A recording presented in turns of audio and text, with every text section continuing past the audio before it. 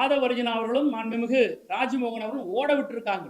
போதை பொருள் விக்குதுன்னு சொல்றான் ஒரு புள்ள தம்பி, அவனை பாதுகாக்கிறதுக்கு துப்பில் இந்த அரசாங்கம். திமுக மேல பரிசம்பத்துக்கு என்ன தகுதி இருக்குது? யாராவது குழந்தைக்கு மாத்திரை செல்போன் மேல வச்சு பண்ணுவாங்களா? குழந்தைக்கு கொடுக்குற மாத்திரை எவ்வளவு ஹைஜீனிக்கா இருக்கணும். பக்கத்துல டாக்டர் இருக்கிறார், குழந்தைகள் டாக்டர், ஜெனரல் மெடிசின். குழந்தைக்கு யாராவது அந்த மாதிரி கொடுப்பாங்களா? என்ன பைத்தியகாரத்தனமா பேசுறாங்க இந்த அமைச்சர்கள்லாம். நான் தான் சொல்றேன், இந்த கொக்கையின் சரத்குமார் அவர் தொகுதியில ஆடி ஆஃபர் போய் நிக்குது. இப்போ போதை பொருள் வாங்கினா மாத்திரை இலவசங்கிறால வெக்கமில்ல உங்களுக்கு? இந்த கோயம்புத்தூர்ல நடந்த இன்சிடென்ட் ஒண்ணுக்கு மட்டும் பதில் சொல்லுங்க முதலமைச்சரை. நீங்க வந்து சாரி சொல்லிட்டா போதுமா அப்படின்னு எங்களுடைய முதலமைச்சரை கேட்டாரு. இந்த பெற்றோர்கிட்ட யாருகிட்டயாவது பேசியிருக்கிறார்? அவரு சம்பந்தப்பட்ட முதலமைச்சர், காவல்துறை கையில் வச்சிருக்கிற முதலமைச்சர் பேசாம ஓடி ஒளிஞ்சுக்கிட்டு இருக்கிற அமைச்சர்கள் எல்லாம், சம்பந்தமே இல்லாத அமைச்சர்கள் எழுந்து பேசிக்கிட்டு இருக்கிறாங்கன்னா இது என்ன மாண்பு? ஒரு அமைச்சர் சொல்றார், முதலமைச்சர் வரும்போது எழுந்துச்சு நிக்கணும் எதிர்கட்சி தலைவர். நான் கேட்கிறேன், முதலமைச்சர் தான் மக்களால் தேர்ந்தெடுக்கப்பட்டவரா? எதிர்கட்சி தலைவரும் மக்களால் தேர்ந்தெடுக்கப்பட்டவர் தான். அப்ப எதிர்கட்சி தலைவர் வரும்போது சிஎம் விஜய் சார் எழுந்து நிற்பாரா? என்ன பேச்சு இது? அட்ஜஸ்ட்மெண்ட் கலாச்சாரம். டிவிகே கட்சியினுடைய நிர்வாகி ஒரு அம்மையார், ஒரு பெண்மணி தூத்துக்குடி எஸ்பி காவல் நிலையத்துக்கு சூப்பரண்டன்ட் ஆபீஸ்க்கு போய் ஒரு புகார் கொடுக்குறாங்க, அட்ஜஸ்ட்மெண்ட் பண்ண சொல்றாங்கன்னு சொல்லிட்டு.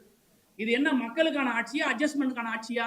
இன்னைக்கு தினம் தினம் பெண்களுடைய அவல குரல், அலறல் குரல் கேட்டுக்கொண்டே இருக்குது. ஒரு சட்டமன்றம் நடந்து கொண்டிருக்கும் போது அவசியம் இல்லாமல் அமைச்சர் பெருமக்களோ முதலமைச்சரோ வெளியில நிகழ்ச்சிகள் போய் கலந்துக்க கூடாது. முதலீட்டாளர் மாநாட்டில் பத்திரிகையாளர் உங்களை யாராவது அனுமதிச்சாங்களா? ஏன்னா குட்டு வெளிப்பட்டுரும். சுத்த அறவேக்காட்டு அமைச்சர்கள் எந்த கேள்விக்கு எப்படி பதில் சொல்லணும்னு தெரியாம பேசிக்கிட்டு இருக்காங்க. ஒரு ஆதவர்ஜினார் ஒரு அமைச்சர், அரசியலும் தெரியல, ஆட்சியில் இருக்கக்கூடிய அதிகாரத்தை பத்தியும் தெரியல, கோமாளிகள் கூடாரம் அப்படின்னு தான் வருமே தவிர சட்டமன்றத்தில் ஆக்கப்பூர்வமான எந்த ஒரு கேள்விக்கும் பதில் அளித்ததாக இருக்கவே இருக்காது. முதலமைச்சர் தலைமையில அனைத்து கட்சி எம்பிக்கள் கூட்டத்துல நோ டிலிமிட்டேஷன் ஒரு தீர்மானம் கொண்டு வந்திருக்கிறோம். ஆனா திமுக குறித்து பேசுறப்ப சிடிஆர் நிர்மல்குமார் என்ன சொல்லிருக்காரா, திமுக இன்னைக்கு இங்க வந்து ஆதரிச்சாங்க சட்டப்பேரவை, ஆனா அங்க போய் ஆதரிப்பாங்க. இரட்டை நிலைப்பாடு உடையவர்கள் எங்க போய் எதை ஆரம்பி தீபங்க டீலிமிட்டேஷன் ஆதரிப்பு. இப்ப பாராளுமன்றத்துல டீலிமிட்டேஷன் பில் இருக்கா? கொஞ்சமாவது அறிவு இருக்கா அவங்களுக்குலாம்? அரசியல் தெளிவு இருக்கா இவங்களுக்குலாம்? நாடாளுமன்றத்துக்கு முன்னாடி இப்ப வந்து பில் இருக்கா? நாங்க எப்படி போய் ஆதரிப்போம்? இந்த அரசியல் புரியல கூட இல்லையே. மாநில உரிமையில விட்டு கொடுக்க மாட்டேன்னு சொன்னார முதலமைச்சர், தமிழ்நாட்டுடைய முதலமைச்சர். உயர்கல்வித்துறை அமைச்சர் யுஜிசியினுடைய சார்பாக ஒருத்தரை நியமிக்கிறதுக்கு ஒத்துக்கிறார். என்ன பெருசா மாநில உரிமையை நீங்க பாதுகாத்துட்டீங்க? நாடகம், நடிப்பு, வேஷம், சினிமால தான் போட்டீங்க. தமிழ்நாட்டில் முதலமைச்சராக வந்து கூட நீங்க போட்டுட்டீங்க.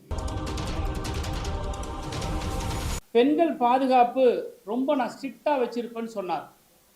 ஆனா இன்னைக்கு பெண்களுக்கான பாதுகாப்பு எந்த அளவில் தமிழ்நாட்டில் இருக்குன்றது நாட்டு மக்களுக்கே நன்றாக தெரியும். தாவேக்கால கட்சியில் இருக்கக்கூடிய பெண்களுக்கே பாதுகாப்பு கொடுக்க முடியாத ஒரு பள்ளியில் இருக்கிற சர்க்கார் இருந்துட்டு இருக்கு. போதை கலாச்சாரத்திலிருந்து நம்ம அதிலிருந்து மீட்கணும், அவங்கள காப்பாற்ற வேண்டிய பொறுப்பு நமக்கு இருக்குன்னு சொன்னார். ஆனால் போதை பழக்கம், கடத்தல் இங்கு இருக்கிறது, இந்த கல்லூரி வளாகத்தில் போதை கடத்தப்படுகிறது, போதை பொருள் விற்கப்படுகிறது என்று தகவல் கொடுத்த அந்த மாணவனுக்கே பாதுகாப்பு கொடுக்க முடியாத வெக்கங்கட்ட சர்க்கஸ் சர்க்கார் அரசு தான் இந்த விஜயுடைய அரசு. பாதுகாக்கக்கூடிய ஒரு முதலமைச்சர், சட்டம் ஒழுங்கை கையில் வைத்திருக்க கொண்டிருக்கக்கூடிய முதலமைச்சர், காவல்துறையை கையில் வச்சிருக்கிற முதலமைச்சர், ஜென்சி பிள்ளைகளெல்லாம் உங்களுக்கு ஆர்வமாக வாக்களித்த இந்த முதலமைச்சருக்கு இன்னைக்கு ஜென்சிக்கள் மட்டும் ஏறத்தாழ 10க்கு மேற்பட்ட இளைஞர்கள் இன்றைக்கு கொல்லப்பட்டிருக்கிறார்கள், படுகொலை செய்யப்பட்டிருக்கிறார்கள். இந்த கொலை பழியை மாண்புமிகு முதலமைச்சர்கள் ஏற்றுக்கொண்டுதான் ஆக வேண்டும். இந்த 100 நாள்ல பல குற்ற சம்பவங்கள் தமிழ்நாட்டில் நடந்திருக்கு. நான் ஏற்கனவே சொன்னது மாதிரி 576 குற்ற சம்பவங்கள் இருக்கு. அதுல குற்றங்கள் வாரியாக எங்களால் பட்டியலிட்டு சொல்ல முடியும். இந்த ஒரு வாரத்தில் மட்டும் குற்றங்களினுடைய எண்ணிக்கையில் எடுத்துக்கிட்டீங்கன்னா, கோவையில் ஒரு மாணவன் போதைப் பொருளை பற்றி தகவல் கொடுத்ததா சொல்லி, அமுதன் என்கிற மாணவன், காவல்துறையே சொல்லுது அந்த கல்லூரியில் படிக்கக்கூடிய மாணவர்கள் இடத்துல, அமுதன்ற உங்கள் ஃப்ரெண்டு தான் எல்லா தகவலும் கொடுத்தாருன்னு சொல்கிறாங்க. அதை அடிப்படையாக வச்சு சக மாணவர்கள் எல்லாம் அந்த மாணவனை வந்து கொலை செஞ்சிருக்கிறாங்க. ஆனால் சட்டமன்றத்தில் மாண்புமிகு அமைச்சர் என்ன சொல்றாரு, இரு கோஷ்டிகள் இருக்கக்கூடிய மோதல் சொல்லிட்டு வழக்கினுடைய தன்மையை திசை திருப்புறார். நான் கேட்கிறேன் மாண்புமிகு முதலமைச்சர் அவர்களே, இளைஞர்களுக்கான அரசு என்று நீங்கள் மார்த்தட்டி கொள்கிறீர்கள். இளைஞர்கள் மூலமாகவே ஆட்சிக்கு வந்தேன் என்று சொல்லுகிற நீங்கள், ஒரு இளைஞன் குற்றம் நடைபெறுகிறது என்று காவல்துறைக்கு சொன்ன ரகசியத்தை காப்பாற்றாத காவல்துறை, அப்படிப்பட்ட காவல்துறை என்ன மாதிரியான காவல்துறை? அதற்கு நீங்கள் முதலமைச்சராக இருப்பதற்கு கொஞ்சமும் உங்களுக்கு தகுதி இருக்கிறதா என்ற கேள்வியை தான் உங்களை நோக்கி நான் கேட்கிறேன். அமுதனுடைய தாயார் சொல்லுகிறார்கள், அரசின் மீது எங்களுக்கு நம்பிக்கை இல்லை.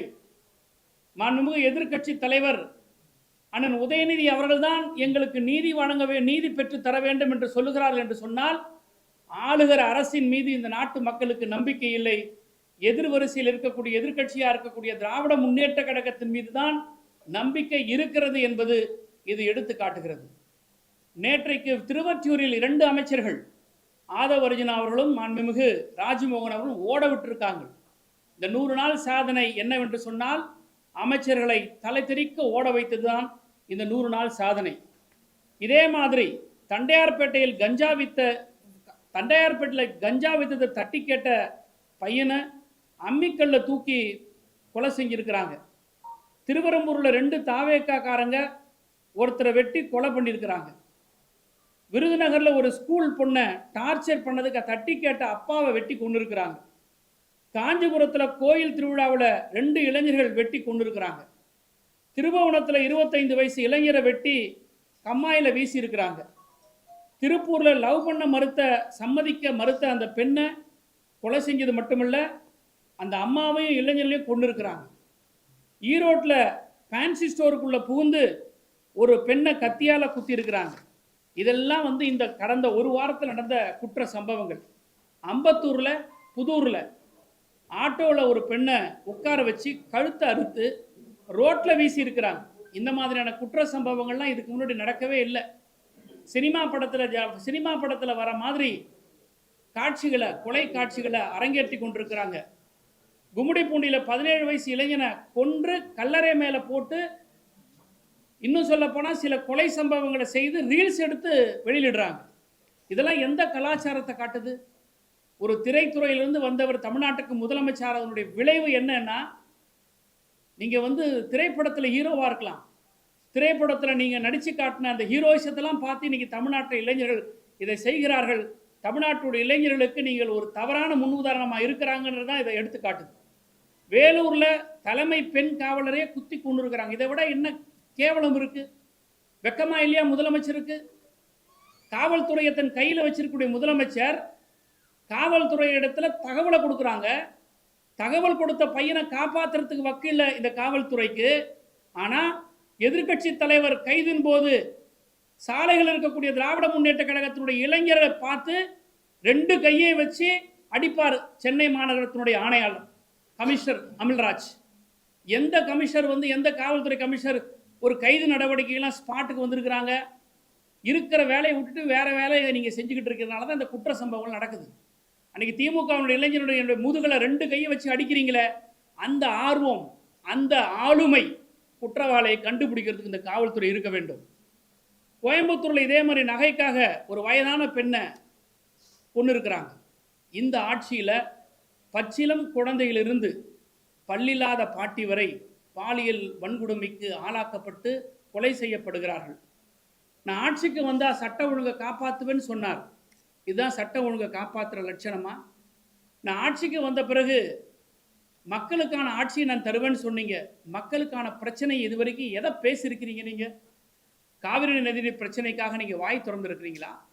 நேற்றைக்கு கர்நாடகாவுடைய தமிழர்களை சுட்டு கொண்டு இருக்கிறாங்களே, அதற்காக நீங்கள் வாய் திறந்து பேசியிருக்கிறீங்களா? இல்லை மேட்டூர் 12ஆம் தேதி, ஜூன் 12ஆம் தேதி தண்ணி திறந்து விடணுமே, அதை பற்றி ஏதாவது வாய் திறந்து பேசியிருக்கிறீங்களா? மேகதாது அணை கட்டுவது குறித்து நாங்கள் தனியாக ட்ரிபுனல் அமைக்கப்பட வேண்டும் என்று ஒன்றிய அமைச்சரிடத்தில் போய் நீங்கள் கேட்டிருக்கிறீங்களா? ஒன்றிய அரசிடத்தில் நீங்கள் பம்புறீங்க. அங்கே நீங்கள் பம்புகிற முதலமைச்சராக தான் இருக்கிறீங்களே தவிர, தமிழ்நாட்டில் நீங்கள் சட்டமன்றத்திலையும் வெளியிடங்களில் மட்டும்தான் நீங்கள் பாயிர முதலமைச்சராக நீங்கள் காட்டுறீங்க. இந்த ஆடி மாதமானால் தள்ளுபடி கொடுப்பாங்க பொருளுக்கெல்லாம்.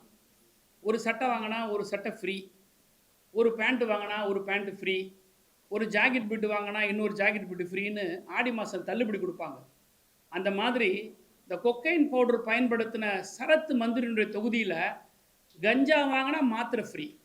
இப்படிப்பட்ட ஒரு கேவலமான கேடுகட்ட ஆட்சி தமிழ்நாட்டில் இது வரைக்கும் நடந்திருக்கா? ஒரு பொருள் வாங்கினா ஒரு பொருள் ஃப்ரீன்னு கேள்விப்பட்டிருக்கங்க. கஞ்சா வாங்கினா மாத்திரை ஃப்ரீன்னு சொன்ன ஒரு தரங்கட்ட அரசாங்கம் தமிழ்நாட்டில் இது வரைக்கும் நடந்திருக்கா? விஜயனுடைய அரசாங்கம் நடந்திருக்குது. சட்டமன்றம் நடந்துகிட்டு இருக்கு. கவன ஈர்ப்பு தீர்மானத்தை கொடுத்திருக்கிறார் மாண்புமிகு எதிர்க்கட்சி தலைவர். கோவையில் நடைபெற்ற கொலை சம்பவத்திற்கும் மாணவனுடைய கொலை சம்பவத்திற்கும் தமிழ்நாட்டில் நடைபெற்று வருகிற பல்வேறு கொலை குற்றங்களுக்கெல்லாம் ஒரு சிறப்பு கவன ஈர்ப்பு தீர்மானத்தை கொடுத்துட்டு பதில் வாங்க வேண்டிய இடத்துல இருக்கக்கூடிய பதில் கொடுக்க வேண்டிய இடத்துல இருக்கக்கூடிய முதலமைச்சர் இன்னைக்கு சட்டமன்றத்துக்குள்ள வந்து உட்காரல. எதிர்க்கட்சி தலைவர் சட்டம் ஒழுங்கை பத்தி கவன ஈர்ப்பு தீர்மானத்தை கொடுத்த பிறகு சம்பந்தப்பட்ட முதலமைச்சர், காவல்துறை கையில் வச்சிருக்கிற முதலமைச்சர் பேசாம ஓடி ஒளிஞ்சுக்கிட்டு இருக்கிற அமைச்சர்கள்லாம் சம்பந்தமே இல்லாத அமைச்சர்லாம் எழுந்து எழுந்து எழுந்து பேசிக்கிட்டு இருக்கிறாங்கன்னா இது என்ன மாண்பு? என்ன சட்டமன்றத்துடைய மரபை நீங்க வந்து கடைபிடிக்கிறீங்க? இதுல வேற லட்சணம். ஒரு அமைச்சர் சொல்றார், முதலமைச்சர் வரும்போது எழுந்துச்சு நிற்கணும் எதிர்க்கட்சி தலைவர். நான் கேட்கிறேன், முதலமைச்சர் தான் மக்களால் தேர்ந்தெடுக்கப்பட்டவரா? எதிர்க்கட்சி தலைவரும் மக்களால் தேர்ந்தெடுக்கப்பட்டவர் தான். அப்ப எதிர்க்கட்சி தலைவர் வரும்போது சிஎம் விஜய் சார் எழுந்து நிற்பாரா? என்ன பேச்சு இது? சட்டமன்றத்தில் பேரவைத் தலைவர் வரும்போது மட்டும்தான் எல்லா உறுப்பினரும் எழுந்து நிற்கணும். பேரவைத் தலைவரை தவிர வேறு யாருக்கும் அந்த இடத்துல எழுந்து நிற்க வேண்டிய அவசியம் கிடையாது. முதலமைச்சரே இருந்தாலும் பேரவைத் தலைவருக்காக எழுந்து நிற்கணும். என்ன மாதிரியான மரபுல கொண்டாந்து இவங்க புகுத்துறாங்க? இந்த 100 நாட்களில் சட்டம் ஒழுங்கு சந்தி சிரிச்சிருக்கிறது. விலைவாசி கட்டுக்கடங்காமல் ஏறி இருக்குது. அரிசி விலை கிலோவுக்கு 30 ரூபாய் ஏறி இருக்குது. ஆவின் பால் தட்டுப்பாடு ஏற்பட்டிருக்கிறது. இன்னைக்கு வந்து கரண்ட் பில்லு ஷாக் அடிக்குது. மக்களுடைய பிரச்சனை, அன்றாட பிரச்சனை. இதை பற்றி அரசாங்கம் யாராவது வாய் திறந்து பேசுகிறாங்களா? சட்டமன்றத்தில் கேட்குற கேள்விக்கு அந்த துறையினுடைய மந்திரிங்க யாராவது பதில் சொல்கிறாங்களா? சம்பந்தமே இல்லாதவங்க ஆளாளுக்கு எழுந்துச்சு பேசுகிறாங்க. உன்னை நான் கூப்பிடவே இல்லை, நீ எதுக்கு ஆஜராகிறன்னு கேட்குற அளவுக்கு யார் யாரோ வந்து பதில் சொல்கிறாங்க. இன்னைக்கு விலைவாசி விண்ண முட்டுகிறது. இதுக்கெல்லாம் யார் பொறுப்பேற்றுக்கிறா? ஒரு அக்கௌண்டபிலிட்டி இல்லாத ஒரு அரசாங்கம் இன்னைக்கு நடந்துகிட்டு இருக்குது. அதே மாதிரி இன்னைக்கு ஒரு பெரிய கலாச்சாரம், அட்ஜஸ்ட்மெண்ட் கலாச்சாரம். டிவிகே கட்சியினுடைய நிர்வாகி ஒரு அம்மையார், ஒரு பெண்மணி தூத்துக்குடி எஸ்பி காவல் நிலையத்துக்கு சூப்பரண்டன்ட் ஆஃபீஸ்க்கு போய் ஒரு புகார் கொடுக்குறாங்க. அட்ஜஸ்ட்மெண்ட் பண்ண சொல்றாங்கன்னு சொல்லிட்டு. இது என்ன மக்களுக்கான ஆட்சியா, அட்ஜஸ்ட்மெண்ட்டுக்கான ஆட்சியா? எந்த பெண்களுடைய பாதுகாப்பை சொல்லி நீங்க ஆட்சிக்கு வந்தீங்களோ, இன்னைக்கு தினம் தினம் பெண்களுடைய அவல குரல், அலறல் குரல் கேட்டுக்கொண்டே இருக்குது. விஜய் சார், உங்களுக்கு காதில் கேட்கவே இல்லையா? இப்படி பிடிச்சி வச்ச பிள்ளையார் மாதிரி உட்காந்துருக்கீங்களே சட்டமன்றத்தில். கேட்குற கேள்விகளுக்கு எழுந்து பதில் சொல்லணுமா வேண்டாமா? உங்களுக்காக சிறப்பு கவன ஈர்ப்பு தீர்மானம் உங்களுடைய துறை சம்பந்தமாக சட்டமன்ற எதிர்க்கட்சி தலைவர் பேசும்போது அது எழுந்துச்சு பேசக்கூட முடியாமல் நீங்கள் வெளியில் போறீங்க. இன்னொரு விஷயம், ஒரு சட்டமன்றம் நடந்து கொண்டிருக்கும் போது அவசியம் இல்லாமல் அமைச்சர் பெருமக்களோ முதலமைச்சரோ வெளியில் நிகழ்ச்சிகள் போய் கலந்துக்க கூடாது. சட்டமன்றத்தில் தான் அங்கே அவைலபிளாக இருக்கணும். சட்டமன்ற நடவடிக்கைகள் நேரங்களுடைய பெரும்பான்மையான நேரங்கள் அவங்க உள்ளதான் உட்காரணும். இயற்கை உபாதைகளை தவிர அல்லது உணவு இடைவேளைகளை தவிர சட்டமன்ற நடவடிக்கைகள் முழுமையாக இருந்து கவனிக்கப்பட வேண்டும். எதிர்க்கட்சி தலைவர் கவன ஈர்ப்பு தீர்மானத்தின் போது உரையாற்றும் போது எங்கே போயிருந்தீங்க சார்? சரி, போனீங்க, போன இடத்துல பேசுனீங்களா? உங்களுக்காகவே ஒரு தொலைக்காட்சி நிறுவனம் வந்து ஒரு ப்ரொமோ ப்ரோக்ராம் நடந்தது 100 நாள். காசே இல்லாமல் மறைமுகமாக அவங்களுக்கு பணம் கொடுத்து, மறைமுகமாக நீங்கள் அவங்களுக்கு பணம் கொடுத்து தான் எங்களுக்கு தகவல் கொடுத்து அவங்கள பில்டப் பண்ணுறதுக்காக 100 நாள் சாதனையை செய்கிறதுக்காக உங்களுக்கு ஒரு ப்ரொமோ பண்ணி ஒரு நிகழ்ச்சி நடத்தினாங்க. அங்கேயாவது போய் உங்கள் சாதனையை பேசுனீங்களா? முதலீட்டார் மாநாடு நடத்துனீங்க. முதலீட்டார் மாநாட்டில் பத்திரிகையாளர் உங்களை யாராவது அனுமதிச்சாங்களா? ஏன்னா குட்டு வெளிப்பட்டுரும். பத்திரிகையாளர் உள்ளே போனாங்கன்னா இன்வெஸ்டர்ஸ்ட்டை யாராவது பேசுவாங்க. பேசும்போது இவங்கெல்லாம் உண்மையிலே இன்வெஸ்டர்ஸா இல்லை கோட்டு சூட்டு மாட்டுன்னு வந்து இன்வெஸ்டர்ஸான்றதை குட்டு வெளிப்பட்டுடும். அதுக்காக பத்திரிகையாளர் உள்ளே அனுப்பலை. சரி, பத்திரிகையாளர் உள்ளே அனுப்பலை, நீங்கள் என்ன பேசுனீங்க? நீங்கள் அங்கே உரையாற்றுனீங்களா? யாரை நம்பி வந்திருக்கிறாங்க? அங்கே முதலமைச்சர் நம்பி வந்திருக்கிறாங்க. முதலமைச்சருடைய பாலிசி என்ன, பார்வை என்ன, நோக்கம் என்ன, தொழில்துறையை பற்றி எண்ணம் என்ன, இதை பற்றிலாம் பேசினாதானே நம்பிக்கையோடு வந்து அவங்க வந்து உங்களிடத்தில் முதலீடு செய்வாங்க. இது எதுவுமே கிடையாது. சினிமா படத்தில் நடிக்கிற மாதிரியே இன்னைக்கு ஆட்சியை நடிச்சுக்கிட்டு இருக்கீங்க. நான் ஒன்றே ஒன்று கேட்குறேன், இந்த ஆட்சியாளர்களை பார்த்து, நீங்கள் 100 நாள்ல சாதித்தது என்ன அப்படின்னு ஒரு வீடியோ வெளியிடுறீங்க. எதையாவது ஒரு சாதனையை நீங்க வெளியிட்டீங்களா? இன்னைக்கு காலையில இருந்து நான் பார்த்துட்டு இருக்கேன். நீங்க வந்து பதவியேற்பு விழாவில் பேசின பேச்சு, அங்கங்க நீங்க விட்ட டயலாக்கு, இதையெல்லாம் தான் நீங்க செஞ்சீங்களே தவிர, அதை விட இன்னொரு முக்கியமான சாதனை என்னன்னா, விஜய்க்கே டஃப் கொடுத்துருக்குறாங்க நம்ம மந்திரிங்களா. ஜனநாயக படத்தை பார்த்துட்டு ஆக்ஷன்ல ரொம்ப கில்லாடியாகிறாங்க ஒவ்வொரு மந்திரியும். எல்லாம் கண்ணீர் விட்டு எழுதாங்க. விஜய்க்கு கூட அந்த நடிப்பு வராது. அந்த அளவுக்கு டஃப் கொடுத்துருக்குறாங்க. இதுதான் இந்த 100 நாட்கள்ல செய்யப்பட்டிருக்கிற சாதனையை தவிர வேற எதுவுமே கிடையாது. பத்திரிகையாளர்களுக்காக சந்திப்பது கிடையாது. 100 நாள் ஆச்சே, நீங்க பத்திரிகையாளரை சந்திச்சு நான் செஞ்சிருக்கிற சாதனை ஏதாவது சொல்லியிருக்கிறாரா? ரெண்டாவது, பத்திரிகையாளர்களை வந்து தணிக்கை செய்கிறார்கள். எந்த நிகழ்ச்சிக்கு வர வேண்டும், எந்த நிகழ்ச்சிக்கு வெளியே வைக்க வேண்டும் என்ற ஒரு கட்டுப்பாடு. இது அறிவிக்கப்படாத எமர்ஜென்சி. பத்திரிகையாளர்களுக்கான சுதந்திரத்தை இவங்க வந்து கொடுக்கவே இல்லை. இதை யாரும் கேட்கவும் மாட்டேன்றீங்க. யாராவது புறக்கணிக்கிறீங்களா முதலமைச்சருடைய நிகழ்ச்சியை? யாராவது அமைச்சர்களுடைய பேட்டியை புறக்கணிக்கிறீங்களா? கண்டென்ட்டுக்காக நீங்க போறீங்க, ரைட்டு. ரீல்ஸுக்காக போறீங்க. எவ்வளவு காலம் இப்படியே போக போறீங்க? தமிழ்நாட்டுடைய கலாச்சாரம் மாறுது. தமிழ்நாட்டுடைய அரசியல் மாண்பு மாறுகிறது. தமிழ்நாட்டுடைய அரசியல் மரபு மாற்றப்படுகிறது. இதையெல்லாம் எதிர்க்கட்சியாக எங்களை போன்றவர்கள் மட்டும்தான் கேட்க வேண்டும் என்பது அல்ல. பத்திரிகை துறையாக இருக்கக்கூடிய உங்களுக்கும் அந்த பொறுப்பு இருக்கு, அந்த கடமை இருக்கு. அதனால தான் சொல்றேன், இந்த 100 நாள் வந்து இது சர்க்கார், இது வந்து சர்க்கஸ் சர்க்காரை தவிர மக்களுக்கான சர்க்கார் அல்ல. இந்த 100 நாளில் நாசமாகி வருகிற தமிழ்நாடு, நாசமாகும் தமிழ்நாடை தவிர இது நாளுக்கு நாள் முன்னேற்றம் அடைகிற இது தமிழ்நாடு கிடையாது. எனவே இந்த 100 நாள் நீங்கள் செய்யவில்லை என்றாலும் கூட அடுத்து வர காலங்களில் சட்டமன்றம் நடைபெற்று கொண்டிருக்கிறது. இந்த சட்டமன்றத்தில் அந்தந்த துறை அமைச்சர்கள் எழுந்து பதில் சொல்லணும். அந்தந்த கேள்விகளுக்கு அந்தந்த அமைச்சர்கள் பதில் சொல்லணும். அதை விட்டுட்டு நீ செஞ்சியா நான் செஞ்சியா அறவேக்காடு மந்திரிகளா உட்காந்துருக்கிறாங்க. தயவு செய்து நான் சொல்றதுக்கு இது மன்னிக்கணும். சுத்த அறவேக்காட்டு அமைச்சர்கள் எந்த கேள்வியை எந்த கேள்விக்கு எப்படி பதில் சொல்லணும்னு தெரியாம பேசிக்கிட்டு இருக்காங்க. ஒரு ஆதவர்ஜினார் ஒரு அமைச்சர், அரசியலும் தெரியல, ஆட்சியில் இருக்கக்கூடிய அதிகாரத்தை பற்றியும் தெரியல. நாடாளுமன்றத்தில் வந்து நீட் மசோதாவை திராவிட முன்னேற்ற கழகத்தை சேர்ந்த காந்தி செல்வன் அமைச்சர் வந்து சட்ட முன்வடிவை தாக்கல் செய்கிறாருன்னு ஒரு வடிகட்டுன பொய்ய சொல்றார். உங்களுக்கு தான் அரசியல் அறிவு இருக்கா? இல்லை பாராளுமன்ற நடவடிக்கையில் நீங்கள்லாம் கவனிச்சிருக்கிறீங்களா? நீட் மசோதான்னு ஒன்று கிடையவே கிடையாது. மெடிக்கல் கவுன்சில் ஆஃப் இந்தியாவுடைய நோட்டிஃபிகேஷன், அந்த நோட்டிஃபிகேஷன் அறிவிச்சுட்டு விட்டதே தவிர மெடிக்கல் கவுன்சில் ஆஃப் இந்தியா எந்த நாடாளுமன்றத்தில் யாரும் சட்ட முன்வடிவை கொண்டாந்தெல்லாம் அங்கே சப்மிட் பண்ணவே இல்லை. இது அடிப்படை புரிதல் கூட இல்லாமல் அறவேக்காட்டு அமைச்சர்கள் தான் இன்னைக்கு இருக்கிறாங்க. இன்னைக்கு சட்டமன்ற பேரவை நடவடிக்கைகளை வந்து லைவ் போடுறீங்க, போடுங்க, நல்லா எக்ஸ்போஸ் ஆக போறீங்க. நீங்க தான் இந்த கூட்டத்தொடர் முடிஞ்ச பிறகு கோமாளிகள் கூடாரம் அப்படின்னு தான் வருமே தவிர சட்டமன்றத்தில் ஆக்கப்பூர்வமான எந்த ஒரு கேள்விக்கும் பதில் அளித்ததாக இருக்கவே இருக்காது. அதனால தான் சொல்றோம், திராவிட முன்னேற்ற கழகம் திரும்ப திரும்ப சொல்வது என்னன்னா, இந்த 100 நாள்ல நீங்க செஞ்சதெல்லாம் சட்டம் ஒழுங்கு சந்தி சிரிச்சிருக்குது. போதைப் பொருள் அதிகமாக நடமாடுகிறது. போதைப் பொருள் விற்கிறார்கள் என்று காவல்துறைக்கு சொல்லக்கூடியவர்களுடைய ரகசியத்தை காப்பதற்கு முடியாமல் திணறுகிறது இந்த ஆட்சியாளர்கள். அவர்களை காவு வாங்கி கொண்டிருக்கிறது. இது ஒரு மோசமான போக்கு. விவசாயிகளுடைய பிரச்சனை, விலைவாசி பிரச்சனை, கரண்ட் பில்லு ஏறி இருக்குது. இதையெல்லாம் கண்டுகொள்ளாத இந்த அரசாங்கம் இந்த 100 நாள்ல பல்லை இழிக்குதே தவிர எந்த விதமான சாதனையும் இது படைக்கல. கடந்த 5 ஆண்டுகள் இந்த திமுக அரசுடைய ஆட்சி காலத்துல போதை கலாச்சாரம் வேரூன்றி இருக்கு. அதை ஒழிக்காம இந்த தவறுகளையோ குற்ற சம்பவங்களையோ தடுக்க முடியாது. திமுக செய்த தவறுனால தான் சம்பவம் நடக்குது. அதை நாங்கள் கட்டுப்படுத்திட்டு வரோம், விரைவில் அது தீர்ப்போம்னு சொல்றாங்க. அதுக்கு தானே ஆட்சி உங்க கையில கொடுத்துருக்காங்க. கடந்த 5 ஆண்டு திராவிட முன்னேற்ற கழகம் ஆட்சி சரியா செய்யலன்றதான அவங்களுடைய கூற்று. மக்கள் உங்களுக்கு ஒரு மேண்டேட் கொடுத்துருக்குறாங்களே. போதை பொருள் விற்குதுன்னு சொல்றான் ஒரு புள்ள தம்பி, அவனை பாதுகாக்கிறதுக்கு துப்பில் இந்த அரசாங்கம் திமுக மேல பரிசுமத்துக்கு என்ன தகுதி இருக்குது? இந்த மாதிரியான சம்பவங்கள் திமுக ஆட்சியில் நடைபெற்று இருக்கா? இந்த மாதிரி வந்து ஒரு தகவலை சொன்னார்ன்றதுக்காக அடிச்சு கொண்டிருக்கிறாங்களா? எங்கேயாவது கல்லூரிகளில் இந்த மாதிரி வந்து இந்த மாதிரியான ஒரு கொலை குற்றங்கள் இதெல்லாம் நடந்திருக்கா? சமுதாயத்தில் அங்கங்க நடந்திருக்கும்.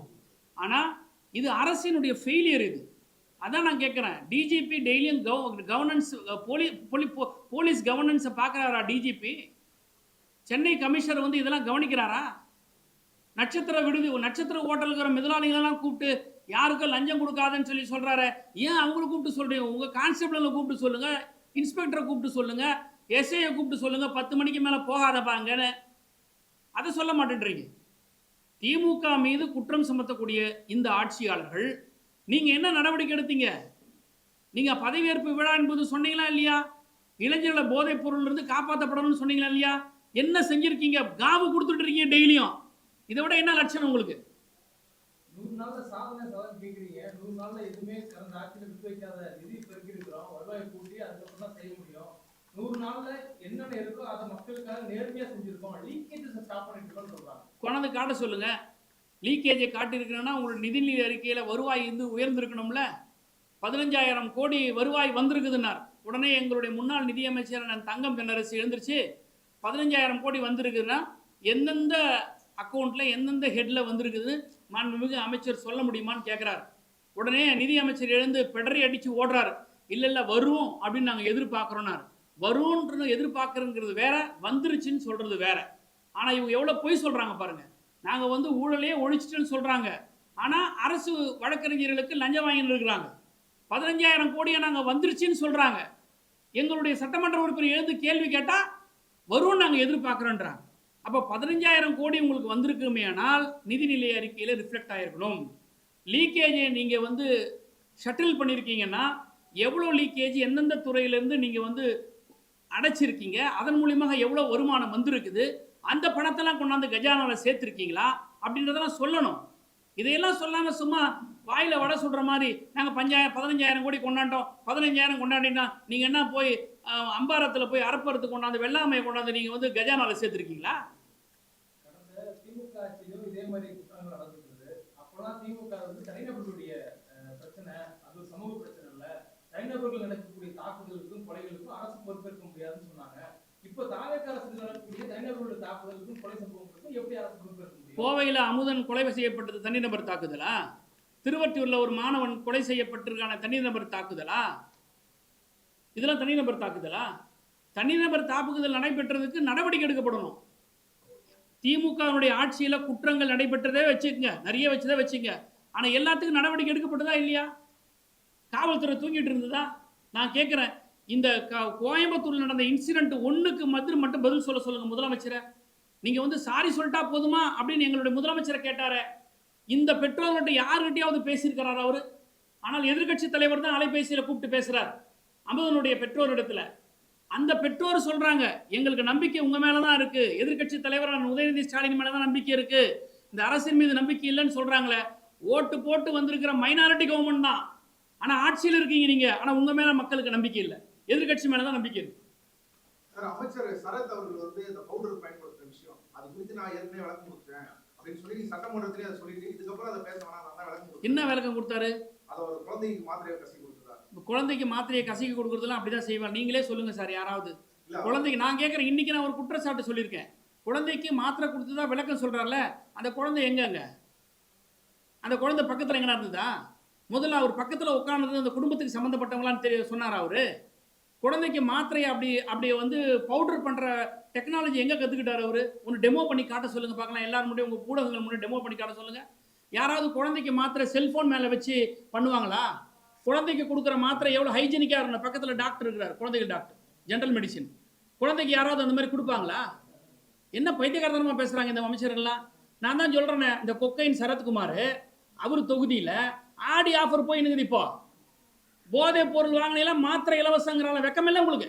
கோவை அமுதன் விஷயத்துல அவங்க தாயார் கல்லூரி நிர்வாகத்துக்கு மேல கம்ப்ளைண்ட் கொடுத்துருக்காங்க. அதுக்கு அந்த போலீஸ் ஸ்டேஷன் அதை எடுக்க மாட்டோம், நீங்க கொலை நடந்த இடத்துல இல்ல, நீங்க போய் கம்ப்ளைண்ட் கொடுக்க, நாங்க எஃப்ஐஆர் போட மாட்டோம் மறுத்துருக்காங்க. நீங்க தான் அதுல சட்ட உதவி செய்யறது. இதுல தெரியுதா இந்த லட்சணம்? இதுல தெரியலையா? இந்த அரசாங்கத்துடைய ஃபெயில் இது தெரியலையா?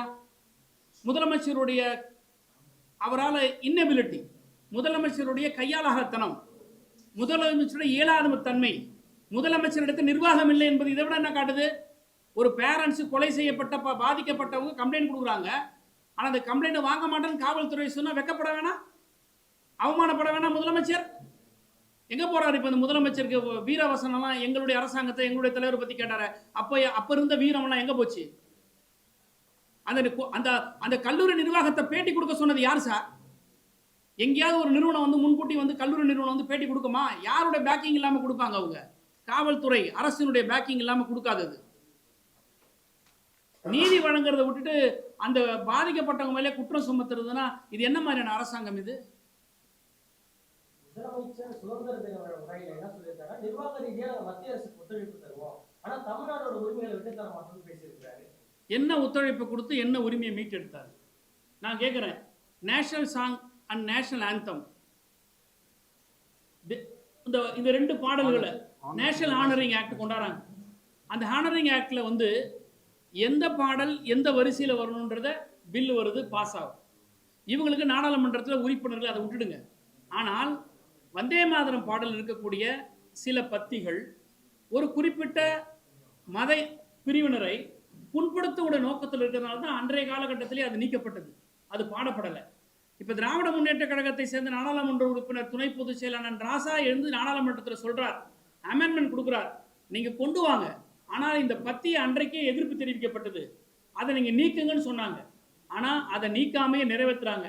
இந்த இடத்துல தாவேக்கானுடைய ஸ்டாண்ட் என்ன சார்? எப்ப சார் தாவேக்கா வாயை திறந்து பேசியிருக்குது? வந்தே மாதரம் வரட்டும், எங்களுக்கு பரவாயில்லை, அதில் வரக்கூடிய வரிகள் எங்களுக்கு சிக்கல் இருக்கு, நாங்கள் ஏற்றுக்கொள்ள மாட்டோம்னு சொன்னாங்களா சார் இது வரைக்கும்? தாவேக்கா அரசியல் கட்சிக்குன்னு ஒரு நிலைப்பாடு எதனா இருக்கா சார்? டீலிமிட்டேஷனுக்கு அனைத்து கட்சி கூட்டம்ன்ற பேர்ல வந்து நீங்க வந்து எல்லா சட்டமன்ற நாடாளுமன்ற உறுப்பினருக்கு அழைப்பு விடுத்து கூட்டம் நடத்துனீங்களே, தாவேக்கா கட்சிக்கு டீலிமிட்டேஷன்ல என்ன ஸ்டாண்டுன்னு இது வரைக்கும் சொன்னீங்களா? என்ன தீர்மானத்தை நீங்க வடிச்சு எடுத்தீங்க? நீங்க கடந்த மார்ச் மாதம் 2025ஆம் ஆண்டு திராவிட முன்னேற்ற கழக அரசின் போது வடிக்கப்பட்ட தீர்மானத்தை தாண்டி நீங்க என்ன பெருசா சொல்லிட்டீங்க? எந்த ஒரு நிலைப்பாடும் கிடையாது. சும்மா நாங்க வந்து மத்திய அரசோட நாங்க ஒன்றிய அரசோட நாங்க இணக்கமா இருப்போம்னா இணக்கமா இருங்க, யார் வேணான்றா? யார் இணக்கமா இருக்க மாட்டேன்றா? எங்களுடைய ஆட்சியை நாங்க இணக்கமா இருக்கதான் ரைட் இருக்கு. நீங்க விஎம்ஜி ராம்ஜி அந்த 100 நாள் வேலையை ஏன் கையெழுத்து போட்டீங்க? அது இணக்கமா? அது பேரு நாடே எதிர்க்குது. பாஜக ஆட்சி செய்கிற மாநிலங்களே எதிர்த்தது. பாஜக ஆட்சி செய்கிற மாநிலங்களை எதிர்த்து அந்த 100 நாள் வேலை திட்டத்தை வரிஞ்சு கட்டிக்கிட்டு முதலமைச்சர் விஜய் கையெழுத்து போட்டார். நீங்க என்ன பெருசா மாநில அரசுடைய உரிமைகளை நீங்க மீட்டுட்டீங்க? காவிரி நதி பிரச்சனை பத்தி உங்களுடைய உரிமை எங்க நீங்க நிலைநாட்டினீங்க? மேகதாது அணை கட்டுறதை தடுப்பதை பத்தி உங்க உரிமை நீங்க எங்க நிலைநாட்டினீங்க? டம்மி முதலமைச்சரா இருக்கீங்க, பப்பட் முதலமைச்சரா இருக்கீங்க, பொம்மை முதலமைச்சரா இருக்கீங்க. நீங்க துணைவேந்தர் ஒருத்தர் சொல்றாரு சார், ஒரு யூனிவர்சிட்டி வைஸ் சான்சலர் வந்து சொல்றார், இந்த பில் பாஸ் ஆகிறதுக்கு முன்னாடியே ஒரு சர்க்குலர் வந்தது, வந்தே மாதரம் பாடப்படும், தமிழ்தாய் வாழ்த்து 3வது தான் பாடப்படுறேன்னு சொல்றீங்களே, நீங்க ஏதாவது நடவடிக்கை எடுத்தீங்களா அந்த துணைவேந்தர் மேல? இல்ல கண்டிச்சிருக்கீங்களா? இல்ல ஹையர் எஜுகேஷன் மினிஸ்டர் கூப்பிட்டு குறைஞ்சபட்சம் வார்ன் பண்ணிட்டா உங்களால் ரிமூவ் பண்ண முடியாது, ஏன்னா சான்சலர், இவர் வைஸ் சான்சலர், கவர்னருக்கு தான் அதிகாரம் இருக்கு. ஆனா கண்டிக்கிற உரிமை இருக்கா இவங்களுக்கு? தொடர்நடிக்க கவர்மெண்ட்டுங்க இது. அவங்க என்ன சொல்றாங்க, முதலமைச்சர் தலைமையில யூஜிசி கொண்டு வந்திருக்கிறோம், ஆனா திமுக வந்து இரட்டை நிலைப்பாடு உடையவர்கள் அமைச்சர் நிர்மல்குமார். இல்ல மறுபடியும் ரிப்பீட் பண்ணுங்க, சொல்லு. சாரி. முதலமைச்சர் தலைமையில அனைத்து கட்சி எம்பிக்கள் கூட்டத்துல நோ டிலிமிட்டேஷன் ஒரு தீர்மானத்தை கொண்டு வந்திருக்கிறோம். ஆனா திமுக குறித்து பேசுறப்ப சிடிஆர் நிர்மல்குமார் என்ன சொல்லிருக்காரா, திமுக இன்னைக்கு இங்க வந்து ஆதரிச்சாங்க சட்டப்பேரவை, ஆனா அங்க போய் ஆதரிப்பாங்க இரட்டை நிலைப்பாடு உடையவர்கள். எங்க போய் எதை ஆரம்பித்தீங்க? டீலிமிட்டேஷன் ஆதரிப்பு. இப்ப பாராளுமன்றத்துல டீலிமிட்டேஷன் பில் இருக்கா? கொஞ்சமாவது அறிவு இருக்கா அவங்களுக்குலாம்? அரசியல் தெளிவு இருக்கா இவங்களுக்குலாம்?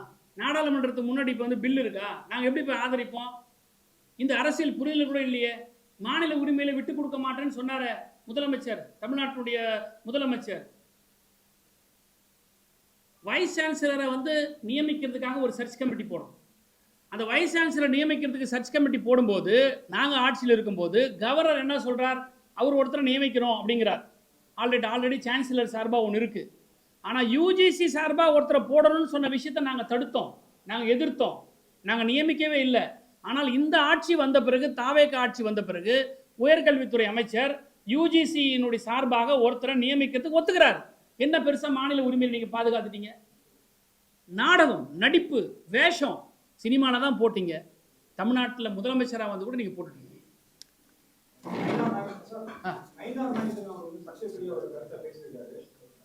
உதயநிதி ஸ்டாலின் அவர்கள் மீது உடனடியாக கைது நடவடிக்கை போன அரசு வந்து இதுவரைக்கும் எந்த நடவடிக்கை எடுக்கல எப்படி பாக்குறீங்க? பாஜக கண்டு பம்பும் டம்மி முதலமைச்சர் விஜய்.